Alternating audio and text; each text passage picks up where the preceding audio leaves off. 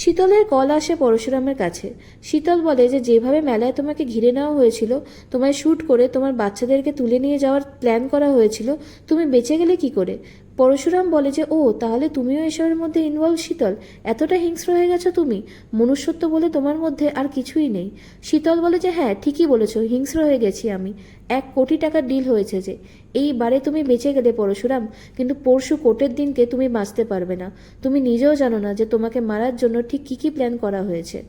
এদিকে লহরী কর্ণের সাথে দেখা করার জন্য তাদের বাড়িতে যায়। আরাধ্যা তার পথ আটকায়, বলে যে বাবা এখন ঘুমোচ্ছেন, অনেক স্ট্রেস যাচ্ছে ওনার ওপর দিয়ে, ওনাকে এখন ডাকা যাবে না। এরপরে কথায় কথায় আরাধ্যা খুবই অপমান করে লহরীকে, বলে যে 25 বছর আগে তো নিজের স্বামী সন্তানকে ফেলে রেখে গিয়েছিলেন, তা এখন কেন ফিরে এসছেন? যে নিজের সন্তানকে ফেলে রেখে যায় সে আর যাই হোক মা হতে পারে না। লহরী বলে যে কতটুকু জানো তুমি কর্ণ চ্যাটার্জি সম্পর্কে?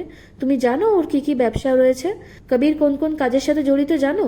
লহরীকে থামিয়ে দিয়ে আরাধ্যা বলে যে আমি আমার শ্বশুরমশাই আর স্বামী সম্পর্কে একটাও বাজে কথা শুনতে চাই না।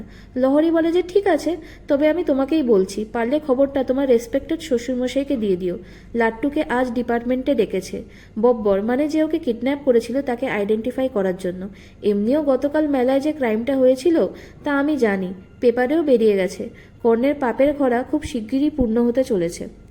এদিকে স্পেশাল ব্রাঞ্চে লাট্টুকে পরশুরাম আর টোটিনি নিয়ে আসে। সেখানে সৌরভের সাথে তাদের দেখা হয়। সৌরভ বলে যে লাট্টুকে একাই ভেতরে যেতে হবে। লাট্টু ভেতরে যায়, কিন্তু বব্বরকে দেখে প্রচণ্ড ভয় পেয়ে যায়। ভয়ে লাট্টুর মুখ দিয়ে কোনো কথা বের হয় না, সে এক ছুট্টে সেখান থেকে পালিয়ে যায়।